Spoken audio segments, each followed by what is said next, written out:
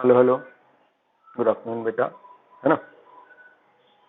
चलो, तो हमने देखा था कि फ्रॉड के दो रीजंस होते हैं, लालच और डर, ठीक है ना। चलो, तो हाँ बेटा,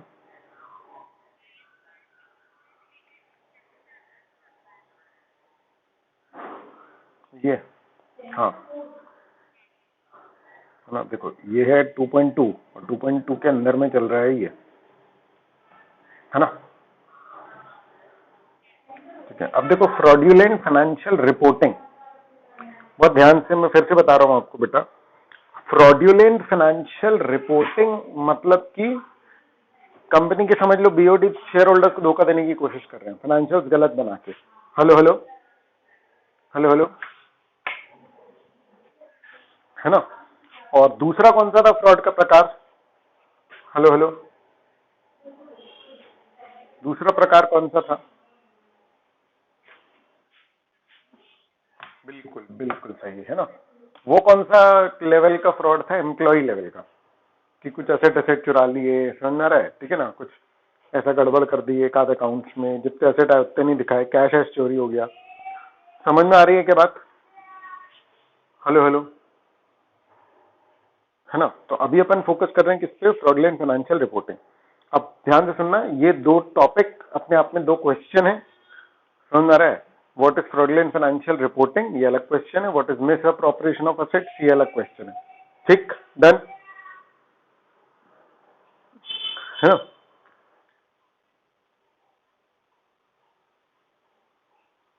फ्रॉडलेंट फाइनेंशियल रिपोर्टिंग का मतलब कि अकाउंट्स गलत दिखाना, शेयर होल्डर्स को डिसीव करना एक तरीके से, ठीक है।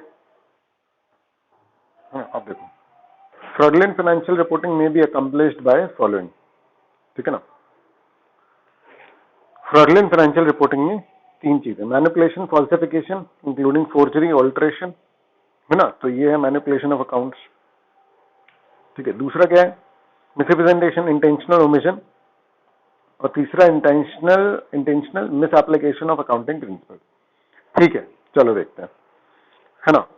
तो पहला है मैनिपुलेशन, फॉल्सिफिकेशन इंक्लूडिंग फोर्जरी,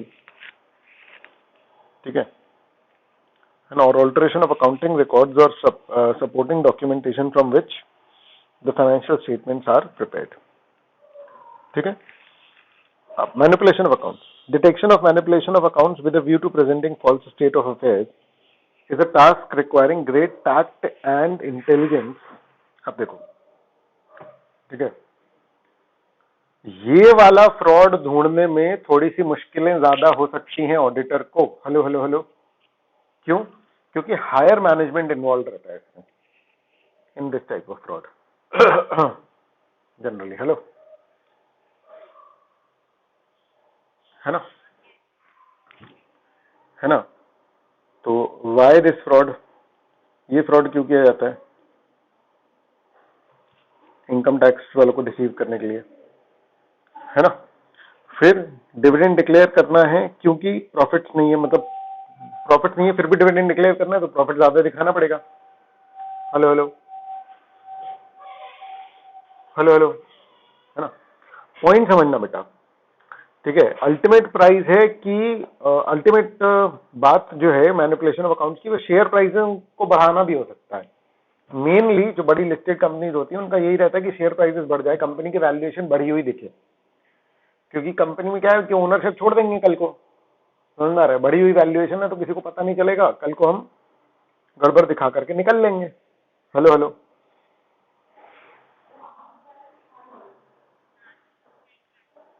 ठीक है ना। तो देखो, है ना, इनकम टैक्स। फिर क्या है? To withhold declaration of dividend even when there is adequate profit, मतलब कि टू वे हो सकता है ना। ज्यादा प्रॉफिट है कम दिखा रहे हैं, कम प्रॉफिट है ज्यादा दिखा रहे हैं, है ना। हेलो हेलो, नहीं है प्रॉफिट फिर भी डिविडेंड डिक्लेयर कर रहे हैं, या डिविडेंड डिक्लेयर कर सकते हैं फिर भी नहीं कर रहे हैं, जानबूझ के कम दिखा रहे हैं प्रॉफिट, है ना। And for receiving higher remuneration where the managerial remuneration is payable by reference to profits, ठीक है। ठीक है ठीक है। हाँ, डी वाला पॉइंट ये है कि मैनेजरियल रेम्यूनरेशन पार्ट, वो जो डायरेक्टर्स का प्रॉफिट होता है ना, वो प्रॉफिट के परसेंटेज पे मिलता है। ठीक है, तो वो जो है वो उनको क्या होगा, ज्यादा मिलेगा अगर ज्यादा प्रॉफिट दिखाएंगे तो। हेलो हेलो हेलो, लिमिट होती है सेक्शन 197 में, लिमिट होती है कि मैक्सिमम कितना रेम्यूनरेशन पे किया जा सकता है। तो वो लिमिट बढ़ जाएगी ना, अगर प्रॉफिट है ज्यादा तो 11% will be more. Hello hello hello,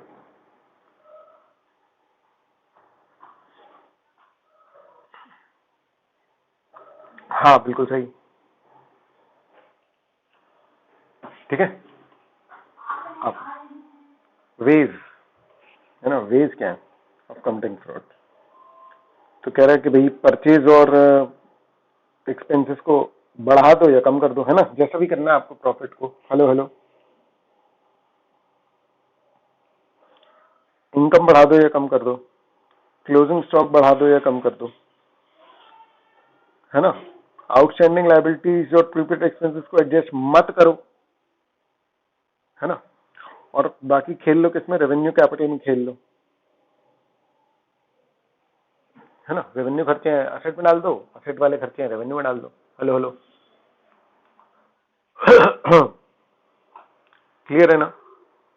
ठीक है, ये है पहला टाइप का मैनिपुलेशन ऑफ अकाउंट। ठीक है, अब दूसरा मिसरिप्रेजेंटेशन और इंटेंशनल ओमिशन। ठीक है, देखो जरा,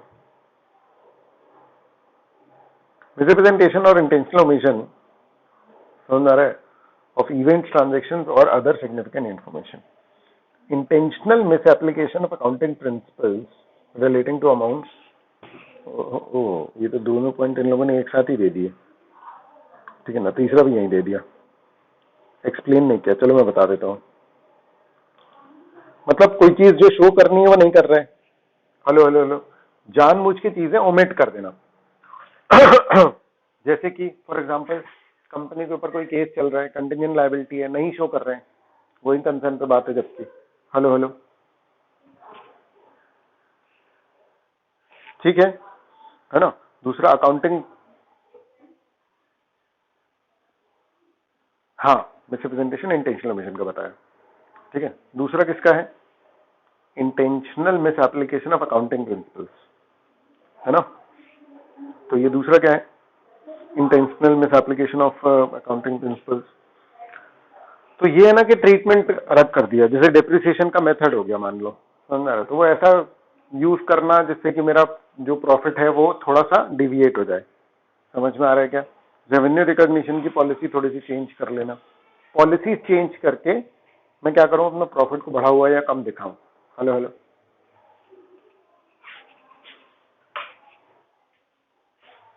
ठीक है, डन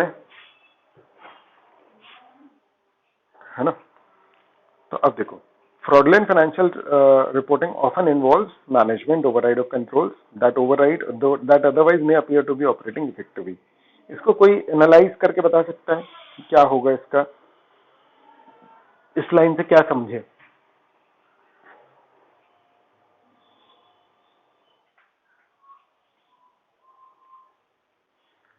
सुनो ना सुनो ना, सुनो सुनो सुनो सुनो, इस लाइन का क्या मतलब है, समझ में आ रही है बात। ओके ठीक है, बताओ फिर से बताओ।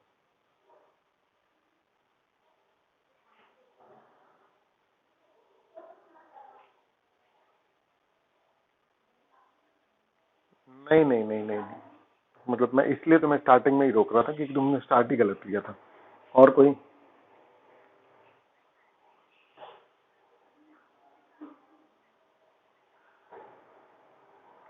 क्या चीज।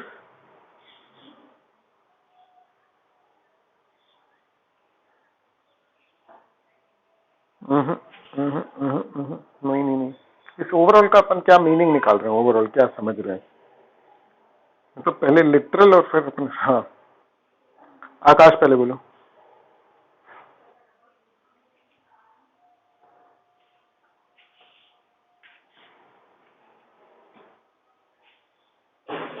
हाँ मतलब तुम सही बोल रहे हो, तुम ओवरऑल ये बताओ कि क्या इससे निकला, मतलब ये तुमने लिटरल बिल्कुल परफेक्ट किया, सही है, कोई दिक्कत नहीं है, लेकिन पूरा भी नहीं हुआ लिटरल में। और उसके बाद उसका एनालिसिस। हाँ, फिर से बोलो।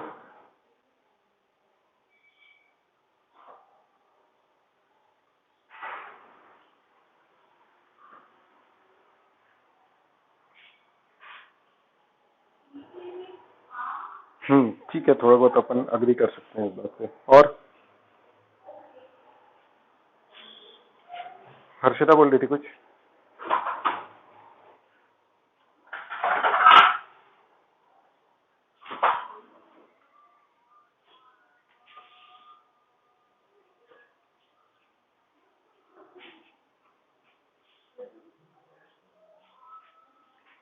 चलो अच्छा सुनो, मैं सिंपल बताता हूँ तुमको।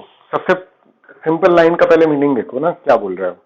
कह रहा है जो ये वाला फ्रॉड है, फ्रॉडलेंट फाइनेंशियल रिपोर्टिंग वाला, है ना, जिसमें कि आप अकाउंट्स को मैनिपुलेट कर लेते हो, ये वाला जनरली कैसे किया जाता है, समझ में आ रहा है। इसमें जनरली मैनेजमेंट जो है वो कंट्रोल्स को ओवरराइड कर लेता है। अब देखो, अकाउंट सही बने इसके लिए बहुत सारे कंट्रोल्स हैं, आ रहा है समझ, लेकिन ये सारे कंट्रोल्स वगैरह लगाए किसने? मैनेजमेंट ने। समझ में आ रही है बात। देखो समझो, हर एम्प्लॉय को पासवर्ड बांटे हुए हैं कि हाँ भाई तुम्हारे पास तुम्हारा ये पासवर्ड, तुम्हारा ये पासवर्ड, जो भी एंट्री करेगा उसके नाम से रिकॉर्ड होगी, ठीक है। और मैनेजमेंट से उसने उधर से उठा करके क्या किया, समझ में, किसी का भी पासवर्ड यूज कर लिया, या मतलब ये कंट्रोल मैनेजमेंट पे लागू नहीं होते ना, समझ में रहे, जो नॉर्मल है मैनेजमेंट ने तो लगाए हैं ये, तो मैनेजमेंट बटन कभी भी ऑफ करके क्या कर सकता है, समझ में रहे, जो करना है करा वापस से। मतलब कंट्रोल जो रोकता है वो मैनेजमेंट को थोड़ी रोक पाएगा in general. Hello hello hello, ये वाली बात समझ रहे हो। अरे है कि नहीं, मतलब भाई एंटिटी सही चलनी चाहिए, उसके लिए सारे कंट्रोल्स लगाता कौन है? मैनेजमेंट। तो मैनेजमेंट के पास चाबी है ना यार, समझ रहा, ताला लगा है कि चोरी ना हो, लेकिन ताले की मैनेजमेंट के पास तो चाबी है, जब चाहे ताला खोल के चले जाए। मैनेजमेंट ही चोरी कर रहा है तो। हेलो हेलो, समझ में आया क्या बोल रहा हूं मैं, है ना। तो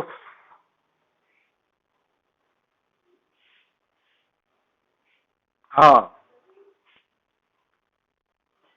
बिल्कुल सही, बिल्कुल सही, हाँ, यही मैंने एग्जांपल दिया था, मैनेजमेंट ओवरराइड ऑफ कंट्रोल का, ठीक है ना। तो ये जनरल कंट्रोल का ओवरराइड कर दिया। और अगर मान लो कि कोई ऐसा कंट्रोल है जो फाइनेंशियल रिपोर्टिंग में हेल्प करता है कि सही फाइनेंशियल रिपोर्टिंग हो, उसको ओवरराइड किया जाएगा जनरली जब क्या होगा, जब क्या होगा, फ्रॉडलेंट फाइनेंशियल रिपोर्टिंग की बात होगी तब। समझ रहा, फ्रॉडलेंट फाइनेंशियल रिपोर्टिंग करना है तो कोई कंट्रोल मैनेजमेंट ने ओवरराइड किया होगा, ऐसी आशंका हो सकती है। समझ में आई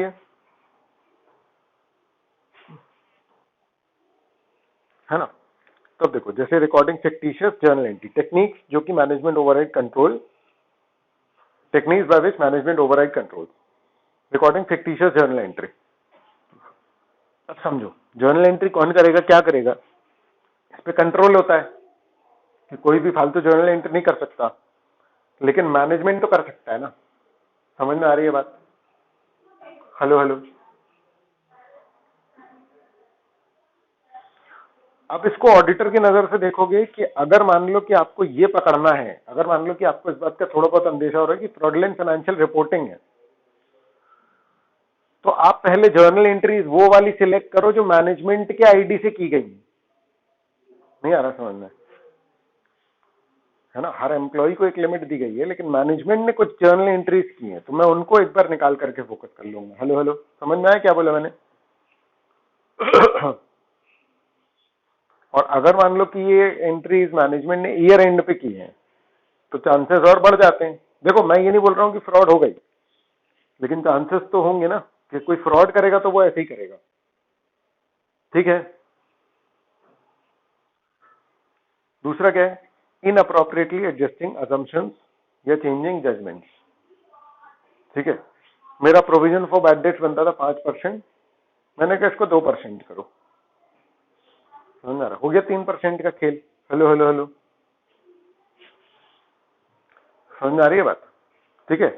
अब ऑडिटर बोल रहा था, कह रहा भैया हमको लगता है इस बार 2% होगा बैड डेट्स, क्या दिक्कत है, पॉइंट समझे, ठीक है। तीसरा, हाँ, हम्म, इसीलिए तो हम बोल रहे हैं, इसलिए तो हम बोल रहे हैं, समझ में आ रहा है? तो वो डेटर से थोड़ी पूछेगा, बैड डेट के लिए डेटर से थोड़ी पूछेगा, बैड डेट्स के लिए वो सिर्फ रीजनेबिलिटी का एनालिसिस करेगा। एक स्टैंडर्ड है 540 जिसमें बताया गया है कि एस्टिमेट्स का ऑडिट कैसे करेंगे अपन, मतलब ऑडिटर जो है एस्टिमेट्स का ऑडिट कैसे करेगा, ठीक है ना? ठीक है ना? तो फिर क्या है ना? तीसरा, ओमिटिंग या एडवांसिंग या डिलेइंग रिकॉग्निशन। समझ आ रहा है?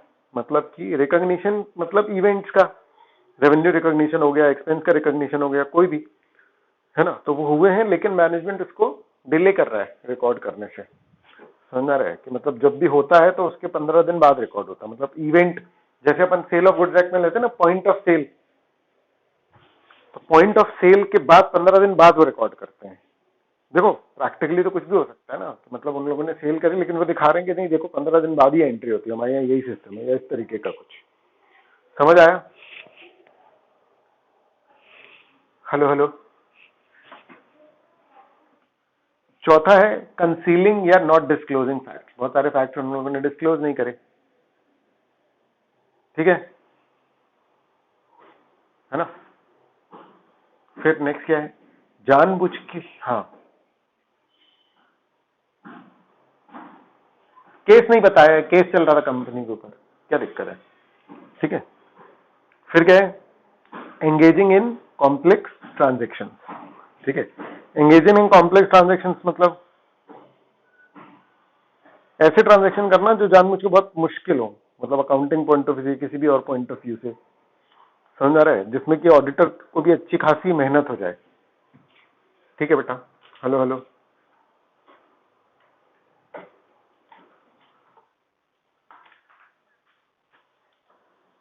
कॉम्प्लेक्स ट्रांजैक्शन का तो पर्टिकुलरली बहुत मुश्किल है एग्जांपल, क्योंकि देखो ये एंटिटी पे डिपेंड करता है कि किस टाइप की एंटिटी है, उस हिसाब से क्या होगा देखा जाएगा। एक सेकंड है।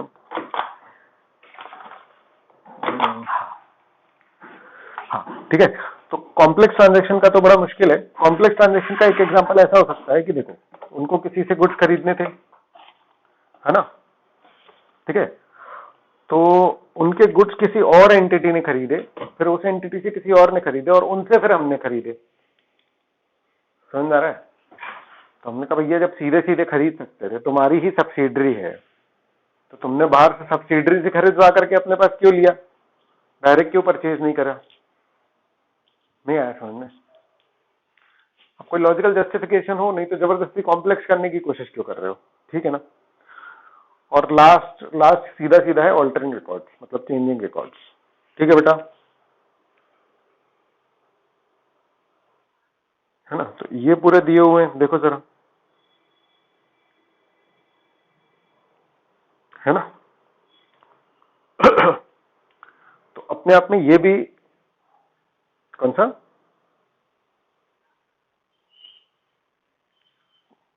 अरे मतलब 10,000 की सेल को 50,000 दिखा दिया, खत्म कहानी, क्या दिक्कत है ना? हाँ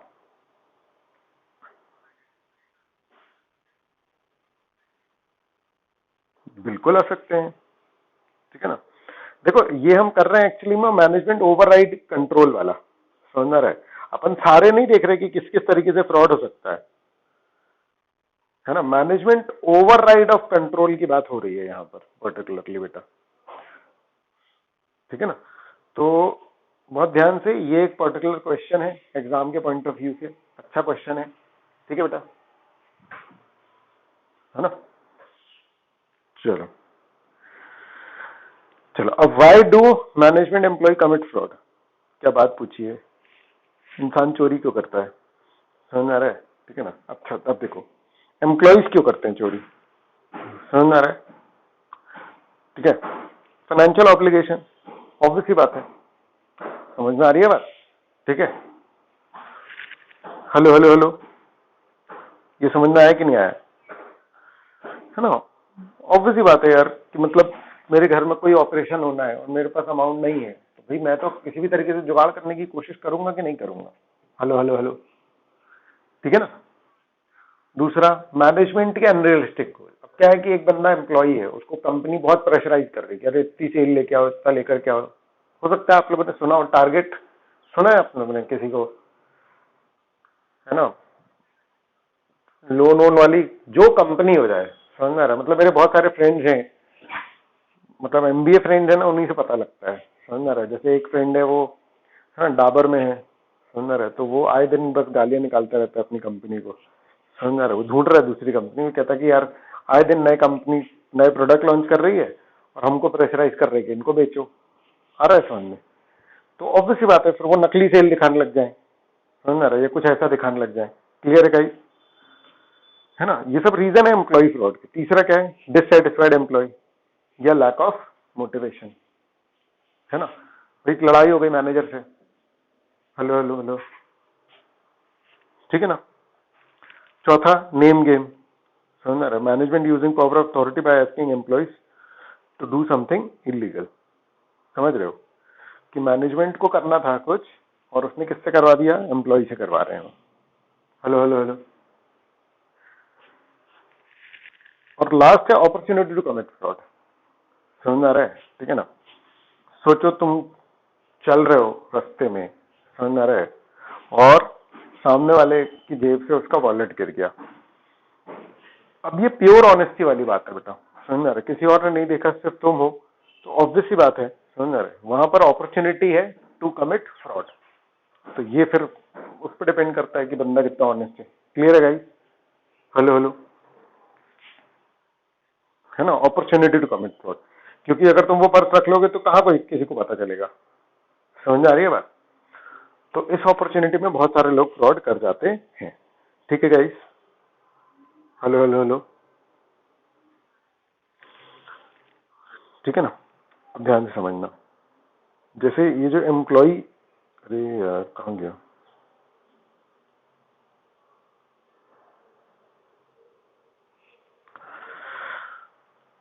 देखो ये इन लोग मैनेजमेंट और एम्प्लॉय दोनों के यहाँ पर दे दिए। मतलब जैसे पहला वाला पॉइंट है वो मैनेजमेंट के लिए भी वैलिड है, दूसरा पॉइंट जो है वो भी मैनेजमेंट के लिए वैलिड है कि मैनेजमेंट ने बहुत अनरियलिस्टिक गोल्स बना लिए थे तो उनको करना पड़ा। डिससेटिस्फाइड एम्प्लॉय मैनेजमेंट फ्रॉड में वो नहीं है, नेम गेम भी नहीं है, और अपॉर्चुनिटी टू कमिट फ्रॉड, मतलब पहला दूसरा और लास्ट वाला जो है वो मैनेजमेंट फ्रॉड के लिए भी इक्वली वो है। ठीक है ना बेटा। तो यहाँ इन लोगों ने साथ में लिख दिया है, जबकि बिल्कुल अलग अलग है एक्चुअली में। ठीक है। मैनेजमेंट फ्रॉड बेसिकली क्या होगा, ये फ्रॉडलेंट फाइनेंशियल रिपोर्टिंग, समझ रहा है। और एम्प्लॉय फ्रॉड जो है वो जनरली ये होगा। मेरे हिसाब से कुछ शायद यहाँ पर गलत धोखे वोके से लिख गया है, ठीक है ना। चलो, तो अब अपन आते हैं मिस अप्रोप्रिएशन ऑफ असेट्स पे। हेलो हेलो हेलो गाइस, ठीक है ना। तो ये वाला मेनली कौन सा वाला फ्रॉड है, एम्प्लॉय वाला। ये देखो जो डायग्राम बना हुआ है इसमें क्या लिखा हुआ है, थेफ्ट ऑफ असेट, है कि नहीं। आपको पता है नासिक में औरंगाबाद के आसपास की ऐसे वो है अपना नोट छापने वाली मशीन, मतलब अपने यहाँ नोट छपते हैं जो, है ना, 2-3 फैक्ट्री है ऐसी। हेलो हेलो, आरबीआई जो नोट छपवाती है, तो वहां पर एक बंदा जो है वो काम करता था, तो वो जूते की सोल में छुपा छुपा के ले जाता था नोट। हेलो हेलो, समझ में आ रहा है। तो जब पता चला तो करोड़ों की प्रॉपर्टी निकली उसके पास, तो रोज थोड़ा थोड़ा ले जाता होगा वो। हेलो हेलो हेलो गाइस, समझ में आ रहा है क्या। ठीक है ना। तो सोच करके देखो ये क्या है, मिस अप्रोप्रिएशन ऑफ एसेट्स। ठीक है, कोई भी एंटिटी ले लो, छोटी बड़ी, आ रहा है समझ में। वहां पर अगर मान लो कि भाई उसके पास अपॉर्चुनिटी है, या वही वो जो रीजन है जो ऊपर अपन ने पढ़े, उसके चक्कर में क्या करने की कोशिश कर सकता है वो, मिस अप्रोप्रिएशन ऑफ एसेट, या फिर प्योर लालच होता है, मतलब आ रहा है समझ में। ठीक है ना। It involves the theft of the entity's assets and often perpetrated by employees in relatively small and immaterial amounts. समझ में आ रहा है। स्टार्ट स्मॉल ही होता है, छोटी मोटी चोरी, आ रहा है समझ में, ठीक है ना। However, it can also involve management who are usually more able to disguise or conceal misappropriation in ways that are difficult to detect. क्या बोल रहा है देखो जरा, इट इन्वॉल्व थेफ्ट ऑफ छोटे मोटे अमाउंट, ठीक है। लेकिन यहां पर बोल रहा है कि भैया देखो मैनेजमेंट भी इन्वॉल्व हो सकता है, जो कि ज्यादा अच्छे से डिस्गाइज कर सकता है चीजों को, जो कि बहुत डिफिकल्ट हो सकती हैं डिटेक्ट करना। समझ में आ रहा है? Misappropriation of assets can be accomplished in variety of ways including receipts embezzle कर दो। रिसीट्स एम्बेजल कर दो मतलब कि कोई एक रिसीट काटे और वो रिसीट अलग करती है, मतलब हेलो हेलो हेलो, ठीक है बेटा, है ना। For example misappropriating collection on account receivable और diverting receipts in respect of return of accounts to personal bank account, ठीक है। कोई दिक्कत?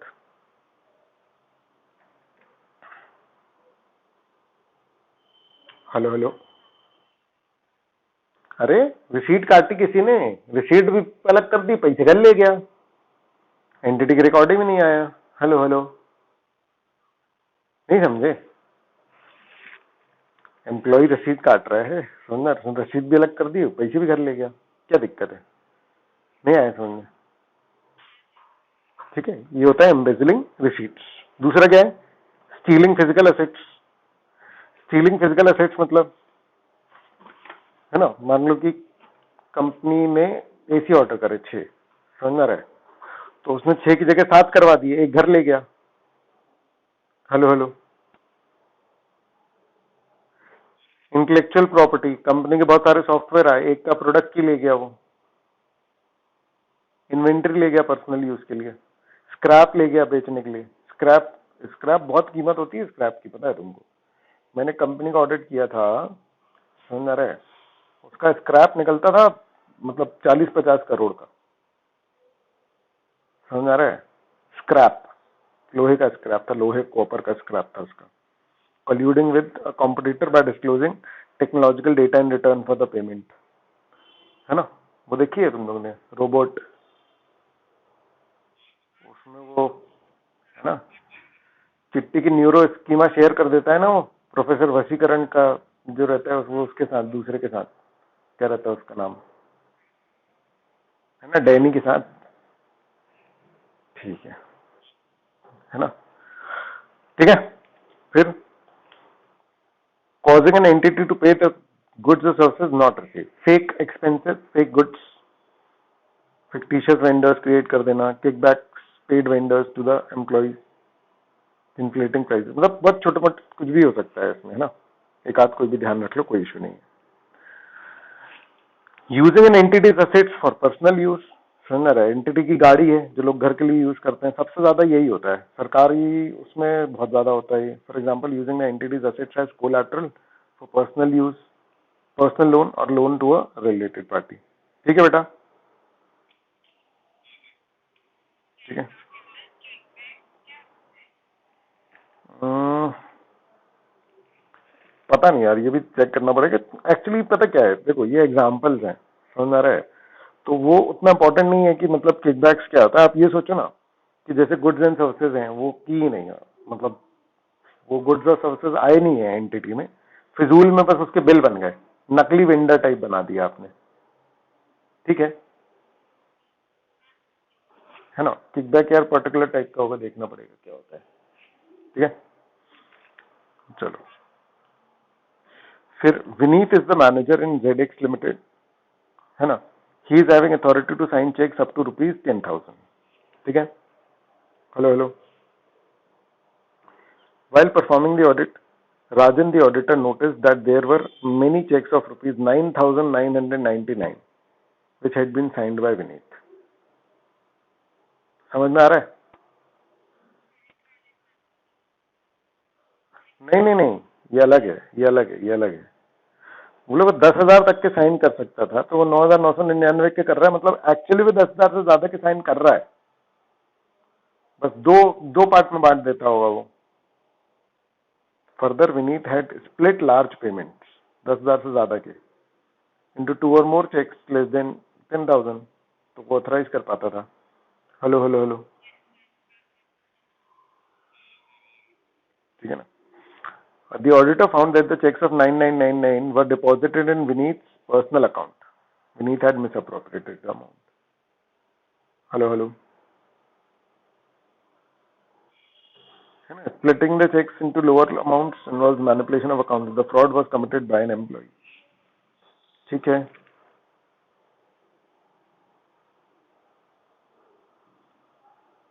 ना? Misappropriation of asset is often accompanied by false or misleading records or documents in order to conceal the fact that the assets are missing or have been pledged without proper authorization.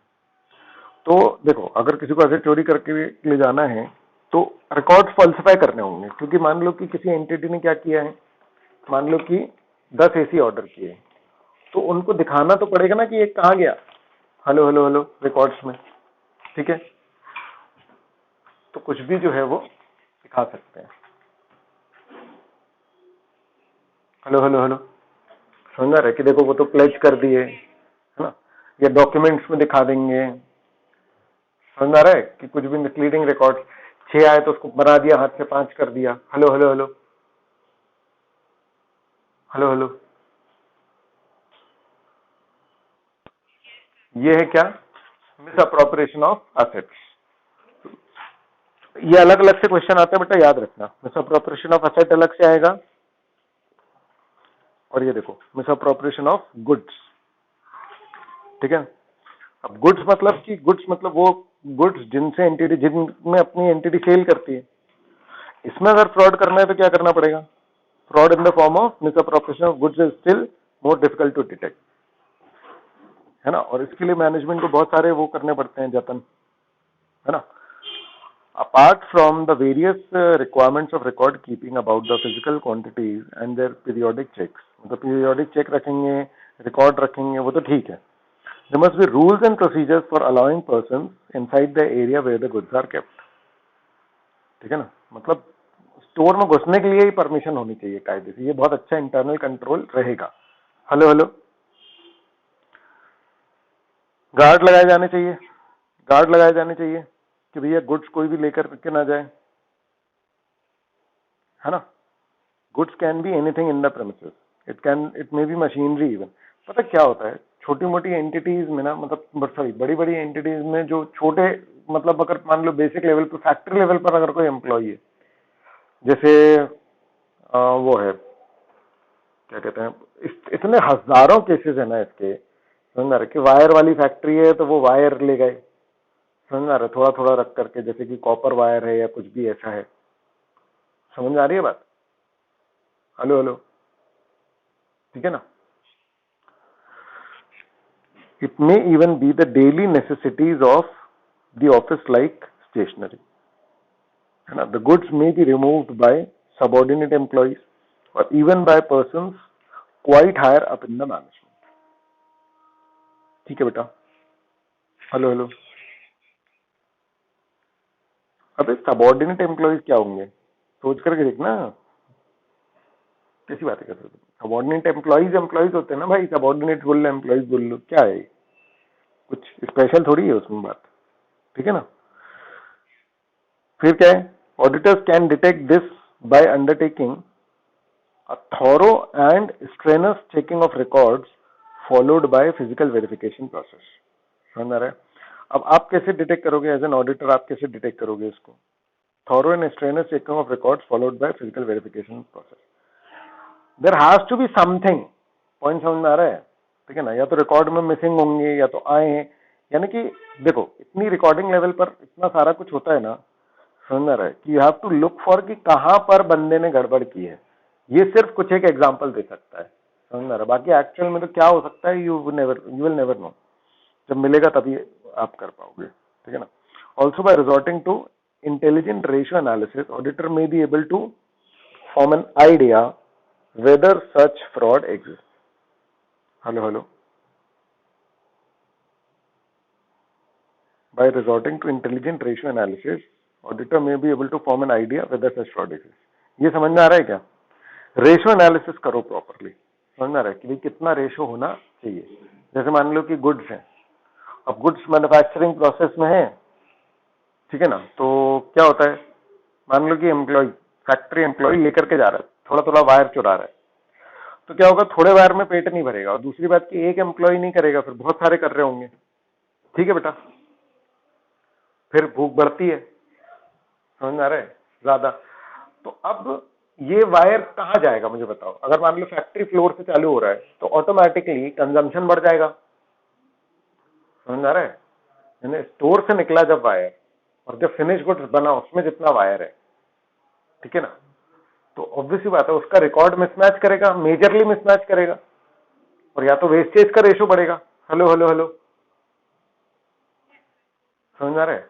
वहां से अंदाजा लग सकता है किस बात का, कि भाई कुछ तो भी गड़बड़ है, वायर जा कहां रहा है आखिर, समझ में आ रहा है। ठीक है ना। Therefore, it is clear from the above that fraud deals with intentional misrepresentation, but error, on the other hand, refers to unintentional mistakes in financial information. Intentional errors are most difficult to detect, and auditors generally devote greater attention to this type because, out of long and sometimes unfortunate experience, auditors have developed the point of view that if they direct their procedures of discovering the more difficult intentional errors, they are reasonably certain to locate the more simple and far more common unintentional errors on the way. ठीक है ना। Intentional errors तो obviously बात है मुश्किल होते हैं detect करना। देखो जो चीज धोखे से हो जाएगी वो किसी ना किसी रिकॉर्ड से अपेरेंटली दिख जाएगी। हेलो हेलो हेलो, समझ में आ रहा है। ठीक है ना, वो किसी ना किसी रिकॉर्ड से अपेरेंटली दिख जाएगी। अगर किसी ने फ्रॉड किया है तो फिर उसको छुपाने की कोशिश की गई होगी। तो यहाँ पर पॉइंट ऑफ व्यू यही है कि भैया अगर आपने थोड़े इंटेंशनल एरर को ढूंढने के लिए प्रोसीजर बनाए हैं तो अनइंटेंशनल तो मिल ही जाएंगे आपको। हेलो हेलो हेलो हेलो,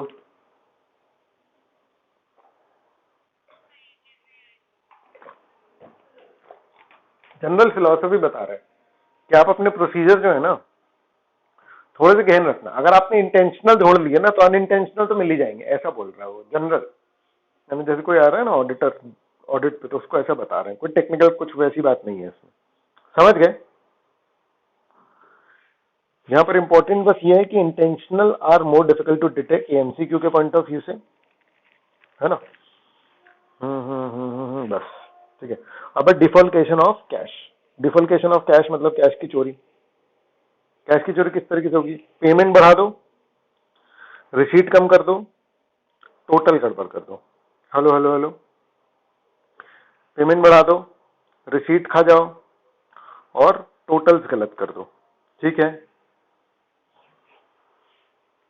देखो जरा बहुत सिंपल है। देखो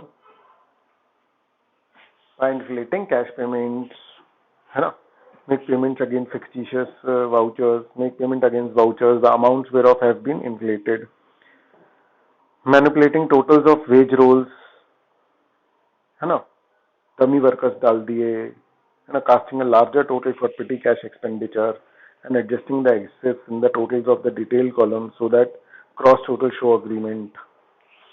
ठीक है, सप्रेसिंग कैश रिसीट्स। अब ये टीमिंग एंड लीडिंग ये अलग से आता है बेटा एग्जाम में। Hello hello hello, teeming and leading समझ लो क्या होता है।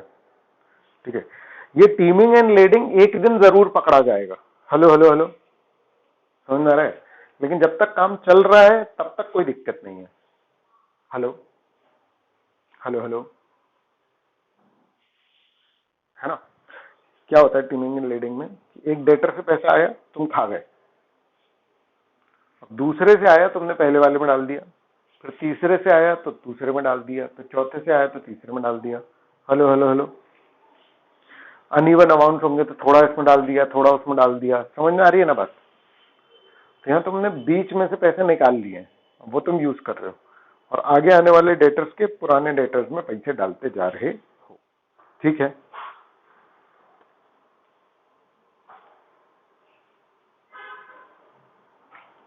ठीक है। Hello hello,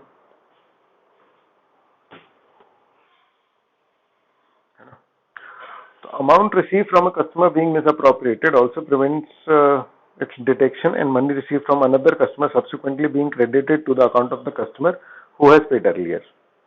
Similarly, money received from customer who has paid thereafter being credited to the account of second customer and such a practice is continued so that no one account is outstanding for payment for any length of time, which may lead to management to either send out a statement of account to him or communicate to him. मतलब किसी का भी long due नहीं रहता कि management उससे बात ही करने चला जाए कि अरे आपने पैसे नहीं दिए. समझ गए?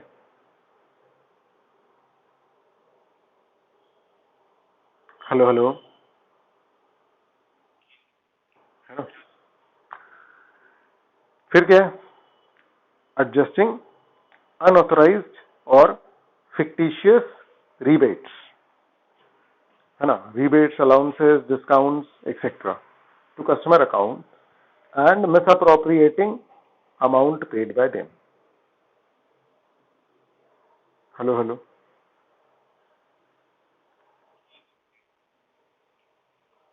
ठीक है ना? ठीक है ठीक है ठीक है. फिर writing off debts, bad debt बता दी जबकि पैसे मिल गए, है ना? फिर कैश सेल्स को पूरा नहीं दिखाया, फिर मिसलेनियस रिसीट्स को नहीं दिखाया, फिर writing down assets values in entirety, selling them subsequently and misappropriating the proceeds. Furniture जो पूरा डिप्रिशिएट करके जीरो कर दिया जबकि एक्चुअल में बचा हुआ है और उसको अलग कर दिया by casting wrong totals in the cash book के लास्ट से. देख लो एक बार ये पूरा.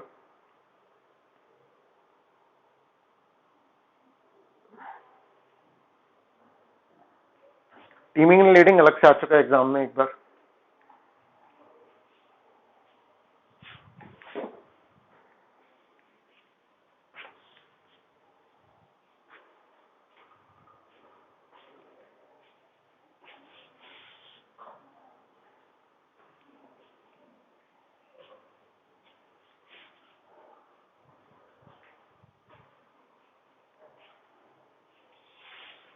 हाँ बेटा.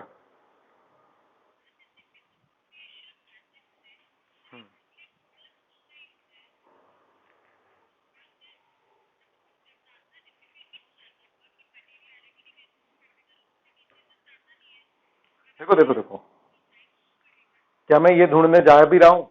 मतलब मेरी बात समझो ना, क्या मैं मिसअप्रोप्रिएशन ऑफ एसेट ढूंढने जा रहा हूँ? बताओ. बिल्कुल भी नहीं. ठीक है, मैं ढूंढने जा ही नहीं रहा.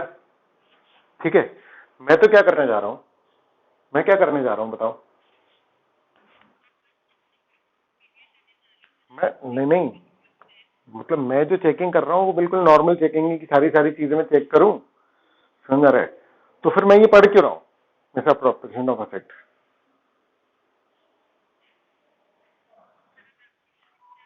एग्जैक्टली, मुझे पता होना चाहिए ना कि भैया देखो ऐसा भी होता है. समझ रहे? और अगर कोई इंडिकेशन दिख रहे हैं, देखो ऑडिटर का काम पता कैसा है? समझ रहे? कि वो गया है 20 पॉइंटर चेकिंग करने. ठीक है ना? चेकिंग कितनी हो सकती है? चेकिंग हो सकती है 200 पॉइंटर. समझ रहे? मतलब 200 पॉइंट्स चेक हो सकते हैं. ठीक है, और मैं जाता हूं नॉर्मली 20 चेक करने. ठीक है, तो मेरी जिम्मेदारी 20 की ही है. समझ रहे? बस मैं उसको ऐसे चुनूं उस 200 में से कि भैया मैं इन जनरल ओपिनियन दे पाऊं. ठीक है, अब जब मैं वो 20 चेक कर रहा हूं तो कोई एक अगर मान लो कि मुझे ऐसा दिखता है, समझ रहे, जिसमें कि थोड़ा बहुत जो है वो इधर उधर का अमाउंट है.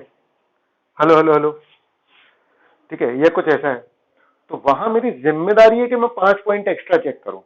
हेलो हेलो, समझ गए? तो ऐसे कर करके चीजें जो है वो बढ़ती जाती है. समझ रहे? और उसके लिए मुझे नॉलेज पूरे 200 पॉइंट चेकिंग का होना चाहिए. मतलब मैं चाहूं तो पूरे 200 चेक कर लूं. ठीक है, लेकिन मैं जाता नहीं हूं 200 चेक करने. समझ गए? ठीक है, चलो. हाँ बेटा.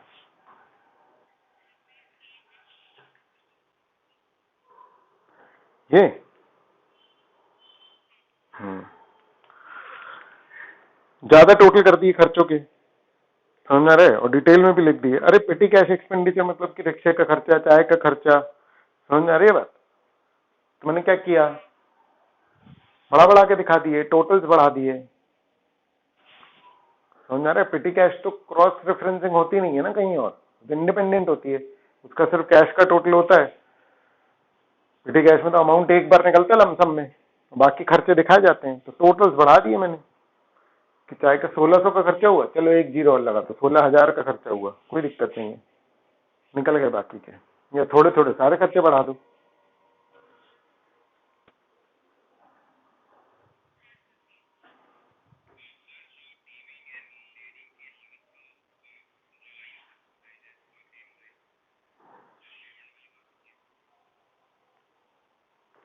लेट द इधर सेंड आउट कि वो मैनेजमेंट उनसे पूछ लेगा डेटर से कि भैया तुम्हारा क्या है बैलेंस। अगर ज्यादा दिन ड्यू रहा तो वो पूछ लेगा मैनेजमेंट डेटर से।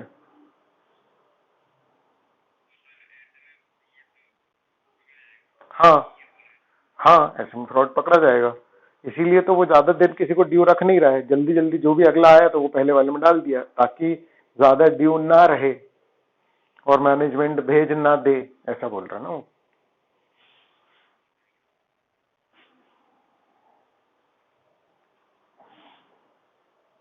ठीक है बेटा।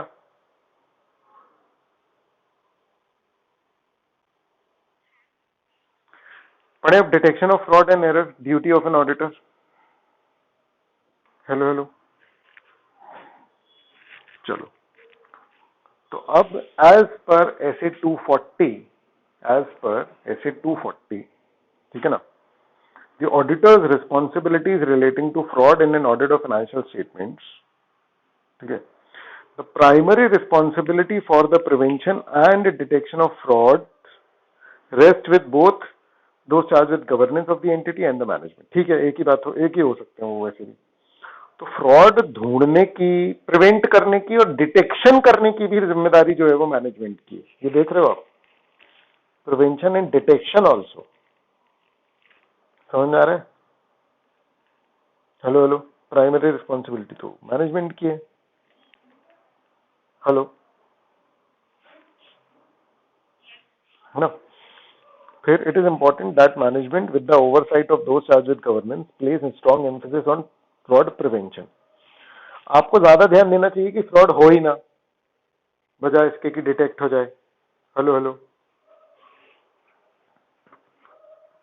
है ना। Hello hello, which may reduce opportunities for fraud to take place and fraud deterrence, and which could persuade individual not to commit fraud because of likelihood of detection and punishment. मतलब आपको individuals को persuade करना चाहिए कि देखो fraud करोगे तो ऐसा हो जाएगा वैसा हो जाएगा, प्रॉपर उनको बता के रखना चाहिए आपको, ठीक है ना, है ना। This involves a commitment to creating a culture of honesty and ethical behaviour, है ना। This involves a commitment to creating a culture of honesty and ethical behaviour, ठीक है, which can be reinforced by an active oversight by those charged with governance। क्या बोल रहे हैं? Creating a culture of honesty and ethical behaviour, जिससे कि क्या होगा, मतलब फ्रॉड को बचाने का सबसे अच्छा तरीका है अच्छे संस्कार। That's it. आ रहा है समझ में? हेलो हेलो हेलो, क्योंकि अपन मतलब कंट्रोल से तो एक लिमिट तक ही रोक पाएंगे बेटा। देखो कंट्रोल में हमेशा रिस्क होंगे, इम्यूनिटी बढ़ाओ, दवाइयां नहीं। पॉइंट समझ में आ रहा है क्या? हेलो हेलो, ठीक है ना। रिस्ट्रिक्शन मत लगाओ कि यहां मत जाओ, मिट्टी मत खाओ। हाँ बोलो।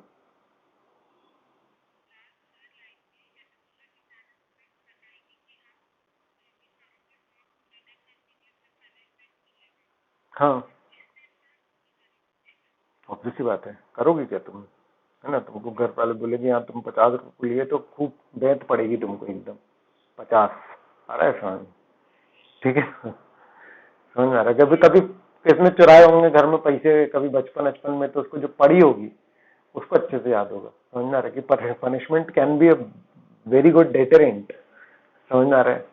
ठीक है ना। तो ये फ्रॉड व्रॉड ना करो, ठीक है ना, है ना। टॉफी के लिए पैसे चुराए होंगे तो, है ना, पिटे हो गए भैया, ठीक है। चलो, broadly the general principles laid down the standards may be noted as under। इसमें से नोट्स बनाते हैं ना। An auditor conducting an audit in accordance with the standards is responsible for obtaining reasonable assurance। Auditor को reasonable assurance लेना पड़ता है, पहली बात। ठीक है ना, कि भैया financial statement free from material misstatement है, मटेरियल मिसस्टेटमेंट जो कि फ्रॉड और एरर के कारण होते हैं। ऐसे 200 जो कि ओवरऑल ऑब्जेक्टिव्स बताता है ऑडिटर के, उसमें भी क्या लिखा हुआ है, ठीक है ना, इनहेरेंट लिमिटेशंस ऑफ ऑडिट के कारण there is an unavoidable risk कि भैया कुछ तो हो ही सकता है, कुछ material misstatements will not be detected even though the audit is properly planned and performed. समझ में आ रहा है कि भैया हम तो ये बोल रहे हैं कि कुछ मटेरियल मिसस्टेटमेंट्स हो सकता है कि रह जाए, ये क्लियर है, रीजनेबल एश्योरेंस का मतलब यही है। Hello hello hello hello hello, है ना, तो ये क्लियर बोल दे रहे हैं पहला पैराग्राफ। ठीक है, अब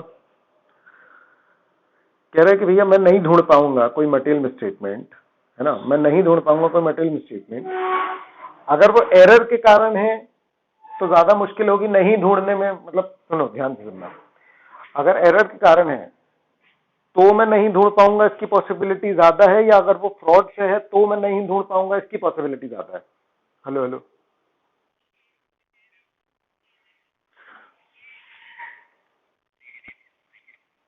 है ना, क्योंकि फ्रॉड तो छुपाया गया होगा, तो कोई चीज फ्रॉड से है तो मैं उसको नहीं ढूंढ पाऊंगा, इस बात की पॉसिबिलिटी ज्यादा है। हेलो हेलो गाइस, किसी को दिक्कत है तो पूछो अभी, ठीक है ना। तो the risk of not detecting material statement resulting from fraud is higher than the risk of not detecting one from the error, ये लिखा है। हेलो हेलो हेलो, ये line as it is exam में आ सकती है बेटा, ठीक है ना। दिस इज बिकॉज फ्रॉड में तो ऑब्वियसली बात है, फ्रॉड में केयरफुली ऑर्गेनाइज स्कीम्स हो सकती हैं, समझ आ रहा है, to conceal it, forgery, deliberate failure to record transaction, समझ में आ रहा है। Such attempts at concealment may even be more difficult to detect when accompanied by collusion. Collusion से मिलजुल करके हैं तो और more difficult है, ठीक है। हेलो हेलो हेलो हेलो, है ना। Collusion may cause the auditor to believe that audit evidence is persuasive when it is in fact false. Hello hello,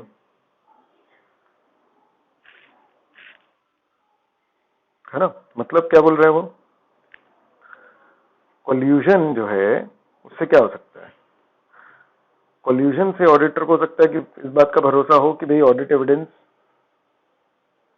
persuasive है, जबकि एक्चुअली में नहीं है ऐसा, हो समझ में आ रहा है। मिलजुल के किया ना फ्रॉड, तो ज्यादा अच्छे से छुपाया होगा, ठीक है।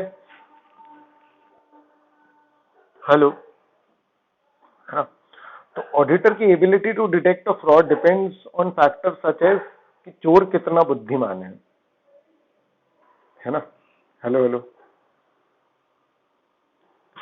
कितनी बार वो चोरी की गई है, किस लेवल पर लोग मिले हुए हैं, इंडिविजुअल अमाउंट्स कितने बड़े तुमने मैनिपुलेट किए हैं, और कितने बड़े लोग शामिल हैं इसमें, इन सब पर निर्भर करता है कि ऑडिटर फ्रॉड को ढूंढ पाएगा या नहीं ढूंढ पाएगा, या कितनी जल्दी ढूंढ पाएगा या कितना लेट ढूंढ पाएगा। हेलो हेलो, मतलब हर फैक्टर के दो पहलू होंगे, ज्यादा सीनियर होंगे तो कम चांसेस होंगे डिटेक्शन के, ज्यादा बुद्धिमान होगा चोर तो कम ढूंढ पाओगे, जितने ज्यादा मैनिपुलेशन किए गए होंगे उतना जल्दी ढूंढ पाओगे, समझ में रहे, जितना लेवल ऑफ कल्यूजन ज्यादा होगा उतने कम चांसेस होंगे, इंडिविजुअल अमाउंट जितने ज्यादा होंगे उतने ज्यादा चांसेस होंगे कि ऑडिटर ढूंढ पाए। हेलो हेलो हेलो, बताओ समझ में आया क्या, है ना। अब वाइल, है ना, while the auditor may be able to identify potential opportunities of fraud to be perpetrated, है ना, it is difficult for the auditor to determine misstatements in judgment areas such as accounting estimates are caused by fraud or error। कह रहा है कि वैसे तो auditor वो जगह ढूंढ सकता है जहां पर की चोरी हो सकती है, लेकिन जजमेंट वाले एरिया में तो अगर फ्रॉड किया भी है तो कैसे ही पता लगाएगा, मतलब ऑडिटर, वही जो बात हो रही थी अभी, जजमेंटल एरियाज में अगर फ्रॉड है तो बड़ा मुश्किल है ना। उसके लिए भी वैसे इंस्टीट्यूट ने गाइडलाइंस बना दी हैं ऐसे 540 में। Hello hello hello hello hello hello, judgmental area, provision for doubtful debts, जानबूझ के ज्यादा बनाए हैं, कम जानबूझ के कम बनाए हैं, कैसे कर लोगे चेक, मुश्किल है ना, ठीक है। फिर देखो, फर्दर मोर द रिस्क कि ऑडिटर नहीं ढूंढ पाएगा, मैनेजमेंट फ्रॉड नहीं ढूंढ पाएगा, इस बात के ज्यादा चांसेस हैं बजाय कि employee fraud. Hello hello hello, management fraud ढूंढना ज्यादा मुश्किल है, एम्प्लॉय फ्रॉड ढूंढना कम मुश्किल है। हेलो हेलो, क्लियर है? क्यों? क्योंकि मैनेजमेंट ज्यादा बेहतर तरीके से छुपा सकता है। ठीक है? हेलो हेलो, ठीक है ना? तो जहां जैसे मैं एक दो लाइन जैसे रीड नहीं कराता हूं ना, समझ में आ रहा है, तो वहां कोई नए मैटर हो तो ठीक है, अदरवाइज फिर मैं एक एक लाइन का मीनिंग नहीं बताऊंगा तुम्हें। ये क्लियर है? जो मैंने इस पॉइंट को एक्सप्लेन किया वही उसका मीनिंग है। ये बात समझ में आ गई ना गाइस आप लोगों को? है ना? ठीक है, तो जैसे इसके दो लाइन है तो ये मेरे से मत पूछना अनटिल अनलेस कुछ जेन्युइनली कोई डिफरेंट है इसमें चीजें। ठीक है, चलो ठीक है, ये उसी का एक्सप्लेनेशन है जो बताया, मतलब बिकॉज मैनेजमेंट की ऐसी पोजीशन होती है कि वो ओवरराइड कर सकता है या कुछ भी ऐसा कर सकता है। बेसिकली पॉइंट क्या है? पॉइंट ये है कि मैनेजमेंट फ्रॉड ढूंढना मुश्किल है क्योंकि he can conceal it, they can conceal it. ठीक है ना? ठीक है, अब जब वो रीजनेबल अश्योरेंस ले रहा है ना, देखो हम पढ़ क्या रहे हैं, ये प्रिंसिपल्स है ना, जो स्टैंडर्ड में बताए हैं। ठीक है, फिर तो कह रहा है जनरली देखो जब हम रीजनेबल अश्योरेंस ले रहे हैं तो ऑडिटर को प्रोफेशनल स्केप्टिसिज्म रखना है। समझ में आ रहा है? Considering the potential for management override of controls, recognizing the fact that the audit procedure are effective for detecting error, है ना, may not be effective in detecting fraud. देखो इसको ध्यान से एक बार रीड करो। जब रीजनेबल अश्योरेंस ले रहा होगा ना तो ऑडिटर को प्रोफेशनल स्केप्टिसिज्म रखना है। ये ठीक है? प्रोफेशनल स्केप्टिसिज्म रखना है। ये ठीक है? हेलो हेलो हेलो, अब प्रोफेशनल स्केप्टिसिज्म रखना है का मतलब क्या है? क्वेश्चनिंग माइंड और वो सारा कुछ। ये ठीक है ना? और साथ में उसको क्या कंसिडर करते हुए चलना है? Potential for management override of control. Potential for management override of control मतलब इसको भी थोड़ा बहुत कंसिडर करना है। देखो पिन पॉइंट नहीं बोला जा सकता है कि एग्जैक्टली क्या करना। हेलो हेलो हेलो गाइस, यहां तुम ये नहीं बोल सकते कि भैया क्या करें जाकर के हम। पॉइंट समझ में आ रहा है? क्योंकि ये तो भाई किस पे डिपेंड करता है कि भाई पता नहीं क्या ऑडिट है, कौन सा तुम प्रोडक्ट कौन सी कंपनी चेक कर रहे हो, कुछ नहीं पता। Hello hello hello hello hello hello, है ना? तो वो यहाँ जनरल प्रिंसिपल दे रहा है, ठीक है ना, कि भैया इसको कंसिडर करना मैनेजमेंट ओवरराइड ऑफ कंट्रोल का। और इस बात का भी ध्यान रखना, रिकॉग्नाइजिंग द फैक्ट कि भाई audit procedures that are effective for detecting error, जो प्रोसीजर एरर डिटेक्ट करने के लिए अच्छे हैं वो हो सकता है कि फ्रॉड डिटेक्ट करने के लिए अच्छे ना हो। हेलो हेलो,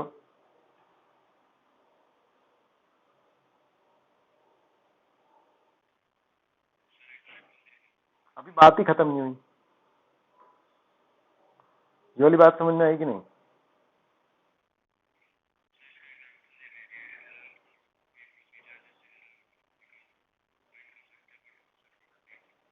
हाँ, इसका एग्जाम्पल क्या होगा?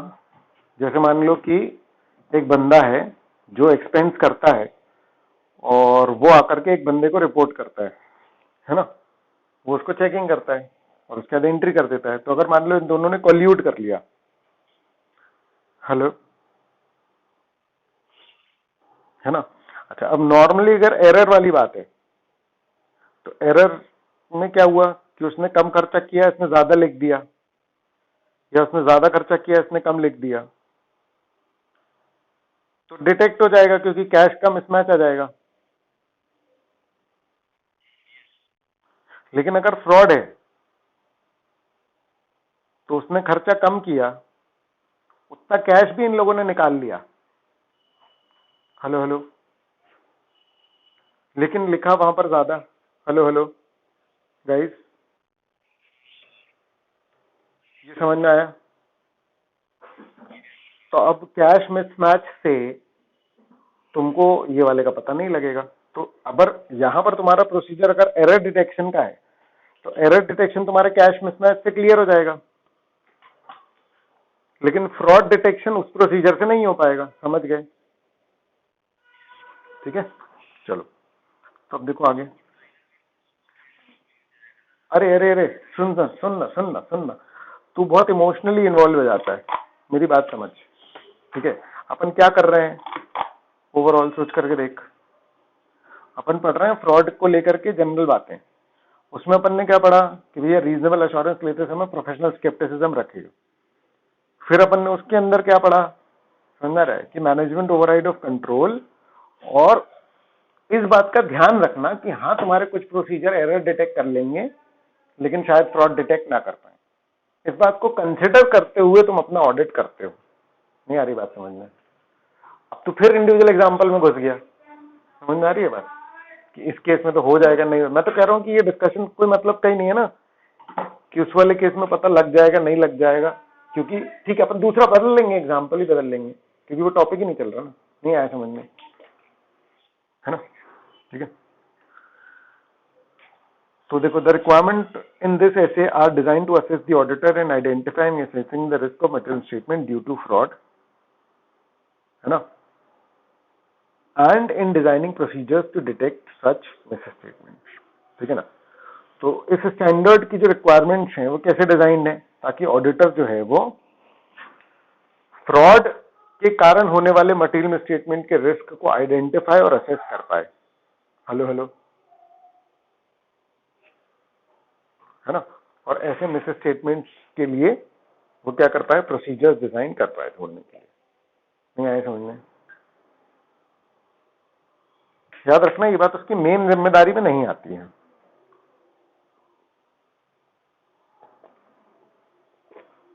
हेलो हेलो हेलो गाइस, चलो केस स्टडी पढ़े। While auditing XYZ Limited, auditor was told by Mr. Mahesh, CEO जो है, कि भैया मैं जिम्मेदार हूं फ्रॉड एरर के लिए अगर है तो बुक्स ऑफ अकाउंट्स में। बस क्या?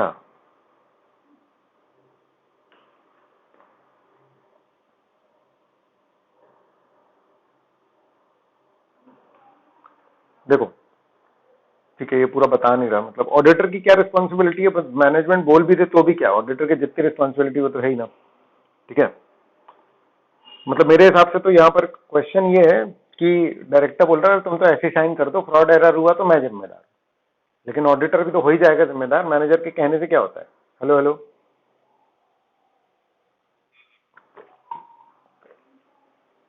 ठीक है, एज पर ऐसे 240 the auditor's responsibility relating to fraud in an audit of financial statement, ठीक है ना, conducting an audit in accordance with essays is responsible for obtaining reasonable assurance। हा। हम्म। क्या ये तो वही लिख दिया, ये काय की केस स्टडी, पगले हैं ये लोग।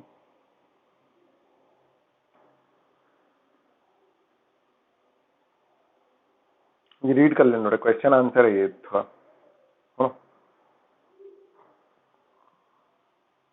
रिपीट कर दिया एज इट इज, थोड़ा अपना एनालिसिस भी देते हैं। हाँ मतलब कुछ एनालिसिस भी देते, आंसर में तो समझ में आता, कुछ नहीं दे रहे।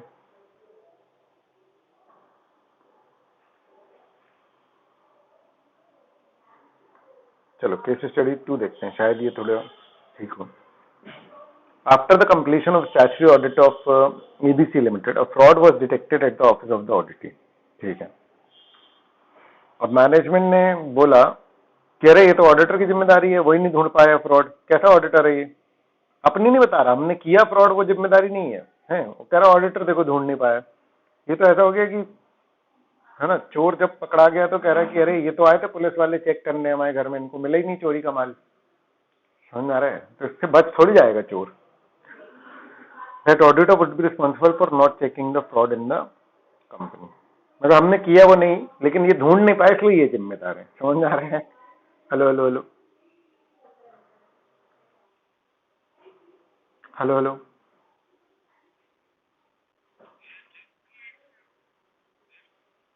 ये क्वेश्चन है।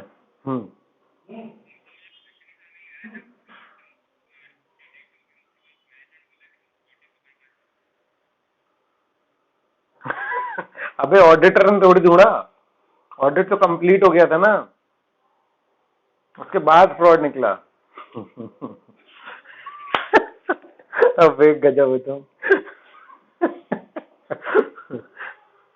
ये तो बिल्कुल वही बात हो जाएगी ना, अजीब ही बात हो जाएगी, ऐसा थोड़ी। फ्रॉड ढूंढ लिया फिर उसको बोल रहे कि देखो तुम फ्रॉड नहीं ढूंढ पाए, अबे पागल है बस। चलो ठीक है, देखो इधर। हेलो हेलो गाइस, हो ना आप लोग? हाँ चलो, देखो रीड कर लो इसको, इसमें भी कुछ नहीं है, इसमें भी जिम्मेदारियां और वही सब डिटेलिंग की है।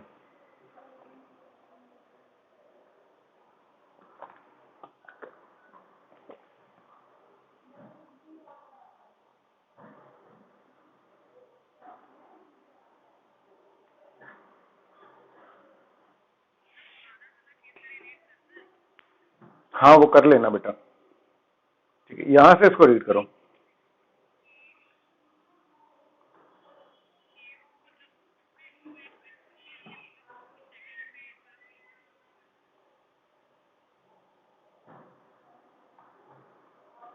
देखो वो बोल रहा है कि भैया फ्रॉड और एरर की जिम्मेदारी मेरी, लेकिन ऑडिटर ये मान करके ऐसे थोड़ी ना फिर ऑडिट कर देगा कि कोई दिक्कत नहीं है और लाइट ऑडिट कर दो, है ना? तो हाँ हाँ ठीक है, यहाँ पर इस वाले केस में ना यहाँ से पढ़ो जरा,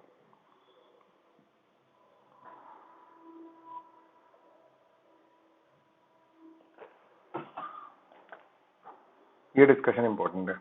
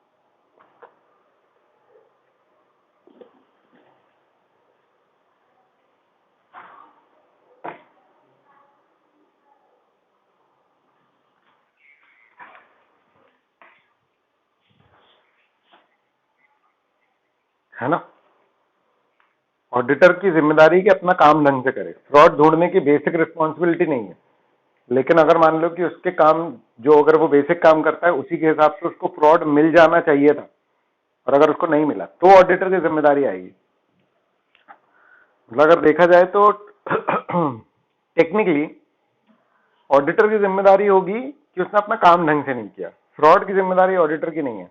ऑडिटर की जिम्मेदारी है कि तुमने अपना काम ढंग से नहीं किया, अगर तुम ढंग से करते तो ये फ्रॉड तो पकड़ में आ जाता। ऑडिटर की इस बात की जिम्मेदारी नहीं है कि भैया देखो फ्रॉड हो गया तुम ढूंढ नहीं पाए, ऑडिटर की जिम्मेदारी है कि भैया तुमने अपना काम ढंग से नहीं किया, तुम अपना काम ढंग से करते तो ये फ्रॉड तुमको जरूर पकड़ में आ जाता। अगर तुम अपना काम ढंग से करते और फिर भी अगर तुम्हें फ्रॉड पता नहीं चलता तो तुम छोड़ देते, तुमको कोई दिक्कत नहीं। समझ गए guys?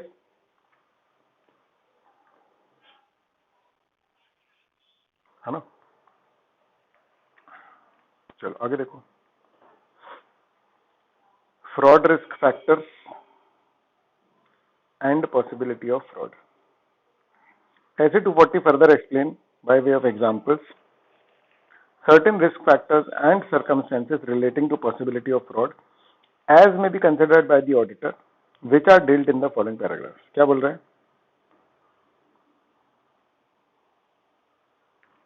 Risk factors, fraud risk factor. बेटा ध्यान से एग्जाम में फ्रॉड रिस्क के बारे में डिस्कशन आएगा, रिस्क के बारे में डिस्कशन आएगा, फ्रॉड रिस्क फैक्टर के बारे में डिस्कशन आएगा, अलग ही है, मतलब सब अलग अलग है, ठीक है। फ्रॉड रिस्क फैक्टर मतलब वो इवेंट और कंडीशन जो इंडिकेट करते हैं इंसेंटिव या pressure to commit fraud, hello hello hello, और provide an opportunity to commit fraud, ठीक है। जैसे ताला कमजोर है, समझ में आ रही बात, लॉक जो है वो कमजोर है, ठीक है, तो तोड़ा जा सकता है ना, ये है fraud risk factor, hello hello hello. Fraud risk factor क्या है? कमजोर ताला, हेलो हेलो, है ना। मतलब अगर कहीं पर बहुत इजीली कोई फ्रॉड कर सकता है तो वो फ्रॉड रिस्क फैक्टर हो गया, तो ये फैक्टर है। हम ये नहीं कह रहे फ्रॉड हुआ ही है, लेकिन भैया अब इसके कारण वो तो बढ़ गए chances,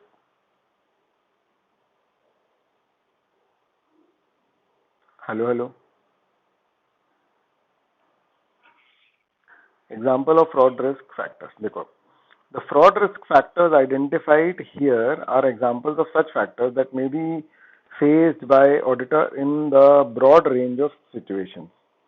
Separately presented are examples relating to the two types of fraud relevant to the auditor's consideration, that is fraudulent financial reporting, misappropriation of assets.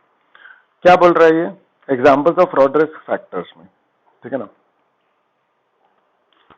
The fraud risk factors identified here are examples of such factors जो कि auditor को broad range of situation मिलेंगे। Separately presented are example relating to two types of fraud, तो ये to types of fraud है बेटा,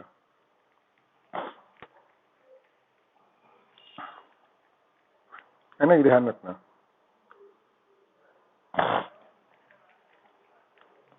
For each type of fraud, the risk factor are further classified based on three conditions generally present when material misstatement due to fraud occur, ठीक है। क्या बोल रहा है? For each of these type of fraud, बहुत सारे ऐसे factors हैं, समझ रहे, बेस्ड ऑन थ्री कंडीशंस, है ना, that are generally present when material misstatement due to fraud occur. ये तीन कंडीशन जनरली देखी गई हैं जब फ्रॉड होता है। एक तो इंसेंटिव या प्रेशर, मतलब एक्स्ट्रा पैसा कमाने का मौका, और या तो पैसा कमाने की मजबूरी, हेलो हेलो हेलो, ठीक है ना। दूसरा अपॉर्चुनिटी कि अरे यहां तो बहुत इजीली फ्रॉड हो जाएगा, और तीसरा कि जो है ही चोर, समझना रहे, जिसका एटीट्यूड ही है ना, मतलब वो है ना कि मतलब जिसका एटीट्यूड ही चोरी का है, उसके पास 1 करोड़ रुपए भी तो भी जाकर के शॉप लिफ्टिंग करेगा वो 10-10 रुपए की। कुछ लोगों की आदत होती है चोरी करना, पता है तुमको ये बात, तो किसी का ऐसा है ही, समझ में आ रहा है। हो सकता है आप लोग ऐसे लोगों से मिले ना हो, समझ में आ रहा है, लेकिन ये जो एटीट्यूड वाले जो पर्टिकुलर लोग होते हैं ना,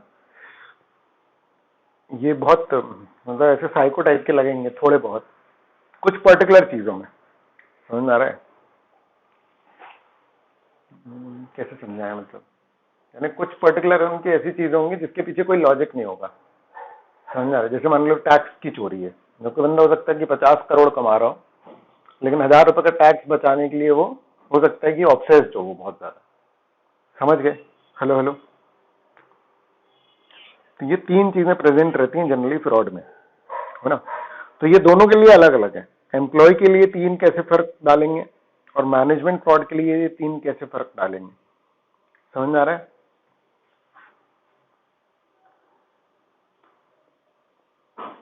ठीक है,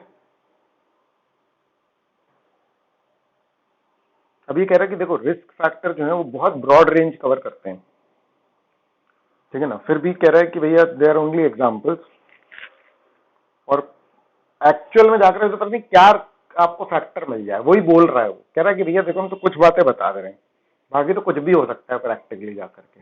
समझ में आ रहा है क्या गाइस? Hello hello. ये सब आपको एक स्टार्ट दे देगा कि भैया ये 4 चीजें तो पता ही होनी चाहिए तुमको, बाकी एक्चुअल में तो 4000 है। ठीक है,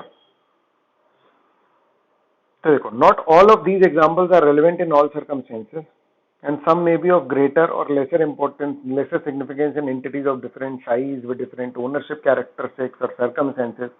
मतलब सोचो ना, जिस कंपनी का पूरा पैसा बैंक में रिसीव होता हो, उसमें कैश रिसीट का फ्रॉड तो पॉसिबल ही नहीं होगा। Hello hello hello.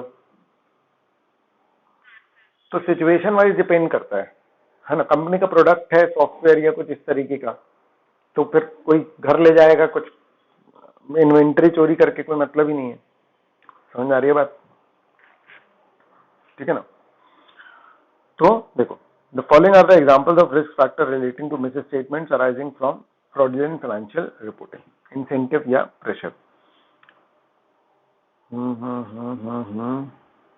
अभी ये ए पोर्शन बता रहा है बेटा, मतलब कि मैनेजमेंट रिलेटेड, मैनेजमेंट के पास क्या इंसेंटिव है। बहुत ध्यान से समझ रहे हो बेटा इस बात को, ये पूरे इंसेंटिव प्रेशर है। यानी एग्जाम में अगर आपको आता है कि भैया क्या इंसेंटिव और प्रेशर हो सकते हैं फ्रॉड के लिए, तो 2 आंसर है इसके। एक इंसेंटिव ये है और एक नीचे होगा मेरे हिसाब से। तो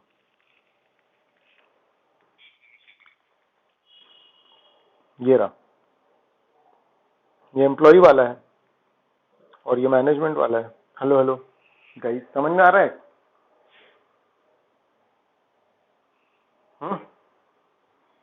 है ना। तो मैनेजमेंट के पास क्या है भैया, कंपटीशन बहुत ज्यादा है। मैनेजमेंट के रीजन फ्रॉड करने के एक तरीके से, है ना। ठीक है, कि यार यार कंपटीशन का प्रेशर है ना, उनके शेयर प्राइस ज्यादा बढ़ जाएंगे। फिर high vulnerability to rapid changes such as changes in technology, product obsolescence. समझ में आ रहा है? या इंटरेस्ट रेट, अभी तो बिल्कुल कोरोना के कारण तो हो सकता है कितने, पता चले कि भैया कितने फाइनेंशियल्स जो है वो मैनिपुलेट होंगे, कोई लिमिट नहीं है। मतलब समझ में आ रहा है? ठीक है, लेकिन कितने पता लग पाए वही बात है, मतलब मेनली। ठीक है, फिर क्या है, significant declines in customer demand and increasing business failures in either industry और ओवरऑल इकोनॉमी। ये तो बिल्कुल प्रेजेंट फैक्टर है, मतलब मैक्सिमम बिजनेसेस के लिए।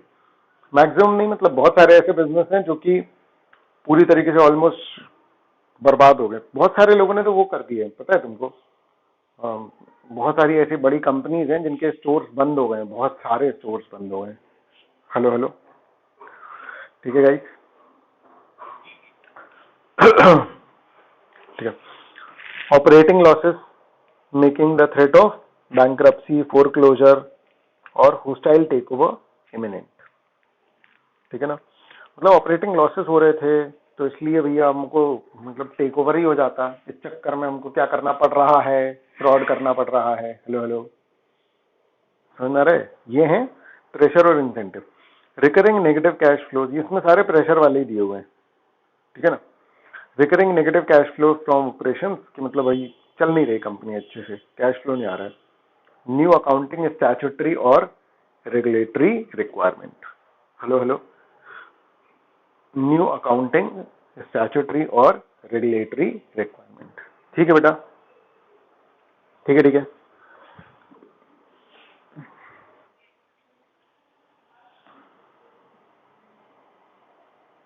ठीक है, opportunities, the nature of industries. अच्छा, ये सब ध्यान रखना, ये सारे फैक्टर किसके लिए हैं?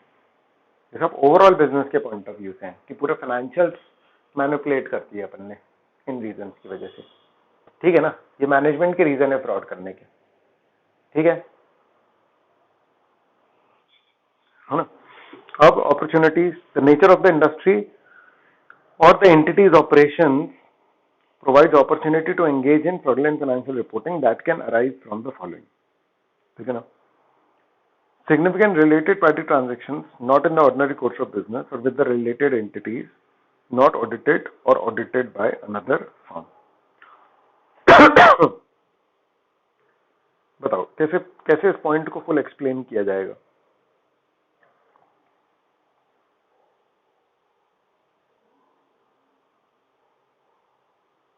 इस पॉइंट को मेन पूरे उसके साथ रिलेट करके कैसे बताओगे? मतलब बताओ, कोशिश करो।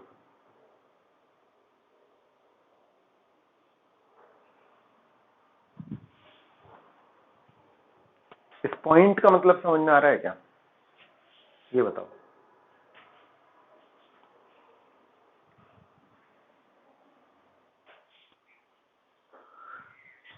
हाँ बताओ।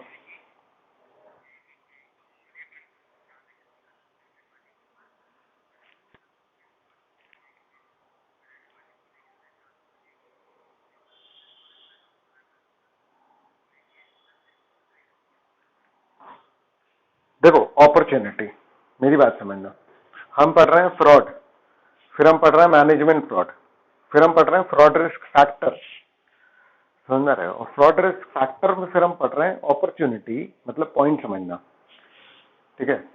कि अगर आपके बहुत सारे ट्रांजेक्शन होते हैं रिलेटेड पार्टी ट्रांजेक्शन के साथ और अनयूजुअल होते हैं, है ना, और उनका ऑडिट भी दूसरी फर्म करती है, तो आपके लिए तो एक अच्छा अपॉर्चुनिटी है ना कि फ्रॉड कर लो और किसी को पता भी नहीं चलेगा। हेलो हेलो,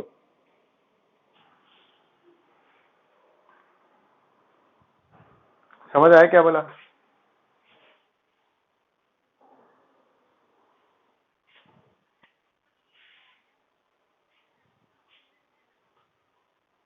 हाँ, तो भाई मेरी एंटिटी इससे ऐसे है कि भाई एक ऑडिटर मेन एंटिटी का कर रहा है, वो रिलेटेड पार्टी ट्रांजेक्शन कर रही है, जिससे कर रही है उसका ऑडिटर कोई और है।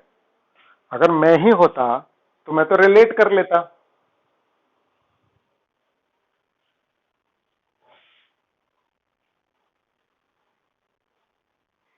हाँ, मतलब जिसके साथ हमारे ट्रांजेक्शन हो रहा है उसका ऑडिटर डिफरेंट है, तो दिस बिकम्स एन अपॉर्चुनिटी कि आप चलो फ्रॉड कर लो।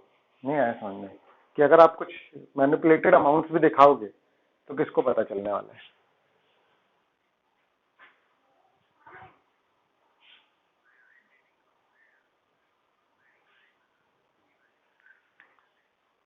सुनो सुनो सुनो, फिर तुम घुस गए एग्जाम्पल में। चांसेस मुझे बताओ, क्या चांसेस ज्यादा हैं, क्या अपॉर्चुनिटी है यहां पर कि फ्रॉड हो सकता है? मैं ये नहीं बोल रहा हूं कि वो कभी नहीं पकड़ पाएगा, समझ में आ रही है बात? तुम उसको बोल रहे हो कि भैया वो किसी तरीके से तो पकड़ा जा सकता है, हाँ अग्री, डन, समझ में आ रहा है?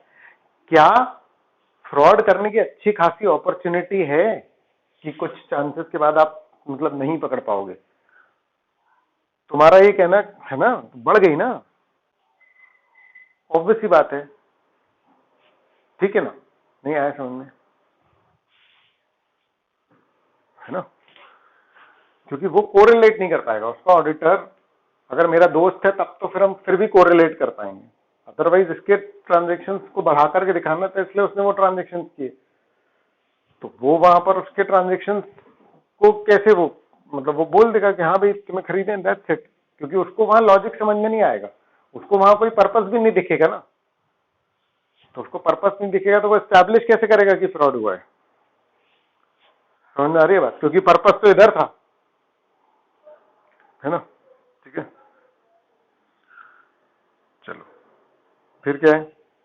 A strong financial presence and ability to dominate a certain industry sector that allows the entity to dictate terms and conditions to supplier or customers that may result in inappropriate or non-arm's length transaction. इतनी बड़ी industry में हूं मैं कि मैं जो बोलूंगा supplier वही करेगा। तो मैं सप्लायर से बिल मंगा ले रहा हूं आगे के या पहले के, या मैं कस्टमर मेरा जो है वो बाउंड है मुझसे, मतलब मैं सप्लायर इतना बड़ा हूं कि मेरा जो कस्टमर है वो मुझसे बाउंड है, तो उससे मैं हो सकता है कि मैनिपुलेशन करवा लूं। Hello hello hello,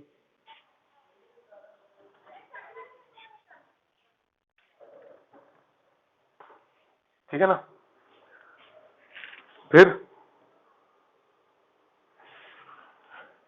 asset liabilities, revenues or expenses based on significant estimates that involve significant judgment, है ना? मतलब ऐसे asset liability revenue या expenses जो कि estimate पर बेस्ड है।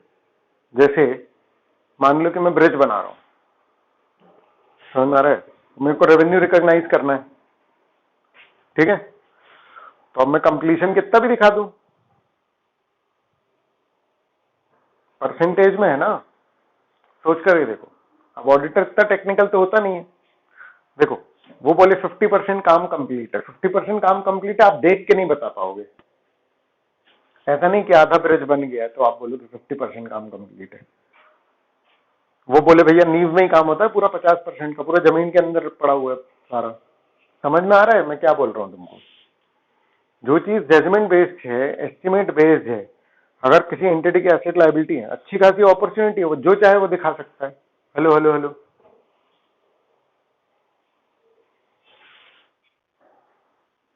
ठीक है। और चौथा कि बहुत ही कॉम्प्लेक्स ट्रांजेक्शन होते हैं, बहुत ज्यादा अनयूजुअल ट्रांजेक्शन होते हैं और ईयर एंड में होते हैं। इससे मुझे ये समझ में नहीं आएगा कि भैया एक्चुअल ट्रांजेक्शन है ये या सिर्फ दिखाने के लिए किया हुआ है। मुश्किल हो जाएगा। बोलो बोलो। ईयर एंड वाले आगे भी आएंगे।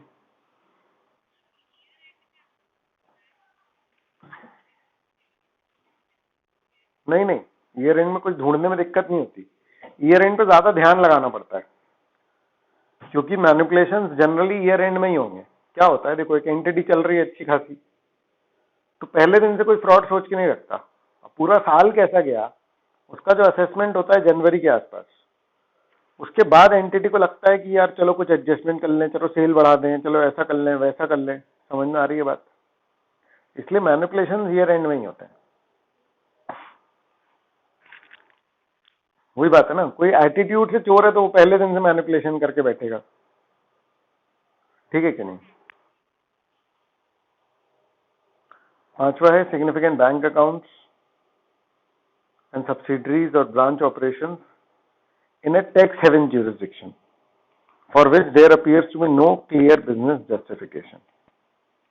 ठीक है, मतलब कि बहुत सारे बैंक अकाउंट्स हैं और सब्सिडरी है, ब्रांच ऑपरेशन है tax haven jurisdiction. Tax haven jurisdiction मतलब किसी ऐसी कंट्री में, टैक्स हेवन कंट्रीज पता है ना आपको कि कुछ ऐसी कंट्रीज हैं जहां पर्टिकुलर हमारे साथ डीटीए हुआ है, डबल टैक्सेशन अवॉइडेंस एग्रीमेंट हुआ है, तो कुछ कुछ कंट्रीज में कुछ कुछ चीज का टैक्स लगता ही नहीं है, तो हम उन कंट्रीज में जाकर के क्या कर लेते हैं, अपना एंटिटी एस्टैब्लिश कर लेते हैं। Hello hello. ठीक है।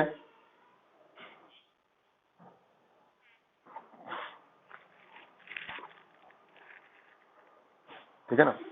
फिर क्या है देखो, एटीट्यूड रैशनलाइजेशन, तो इसको अपन कल करते हैं, है ना? ठीक है, यहां से अपन कल करते हैं। हाँ बेटा।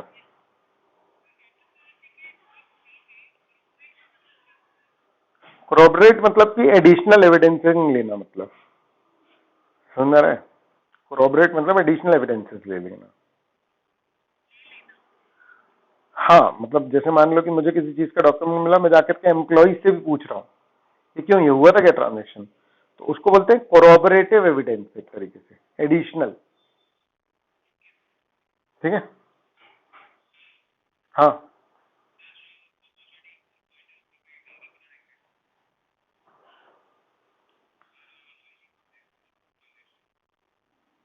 नहीं बेटा, मैंने इसका एक और ने पूछा था ना, मैंने बोला ना हाईली कॉम्प्लेक्स का बड़ा मुश्किल है बेटा। समझ रहा है? जैसे आईटी इंडस्ट्री है, समझ लो आईटी इंडस्ट्री में वैसे भी कॉम्प्लेक्स ट्रांजेक्शन होते हैं। मैंने बोला था ना कि एक सब्सिडरी के थ्रू करा है, दूसरी सब्सिडरी के थ्रू करा है ना? ठीक है,